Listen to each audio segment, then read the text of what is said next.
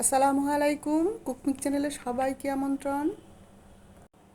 ভাবছেন ম্যায়োনেজ বানাবেন, পারছেন না, অথবা ভাবছেন ম্যায়োনেজ বানাতে অনেক কিছু লাগবে? একদমই না। তাহলে দেখে নিন। প্রথমে আমি দুটো সিদ্ধ ডিম নিয়েছি। ডিম দুটো কেটে আমি কুসুম সহ ব্লেন্ডারের জারে দিয়ে দিচ্ছি। ডিমগুলোর সাথেই সব কিছু দিয়ে দেব। প্রথমে লবণ দিচ্ছি, সাদা গোলমরিচের গুঁড়ো, লাল মরিচের গুঁড়ো, সিরকা, লেবুর রস, চিনি, আর এখন যেটা লাগবে তেল। তেল অথবা অলিভ অয়েল আপনাদের ইচ্ছে মতো দিতে পারেন। আমি এখানে অলিভ অয়েল দিচ্ছি। দুটো ডিমে তেল লাগবে 1 কাপ। 1 কাপ তেল একসাথে না দিয়ে প্রথমে হাফ কাপ দিয়ে বাকি তেল ব্লেন্ড করার সময় দিয়ে দিতে হবে। ব্লেন্ড করার সময় আমি বাকি অলিভ অয়েল দিয়ে চা চামচের 1 চামচ রসুন পেস্ট দিয়েছি।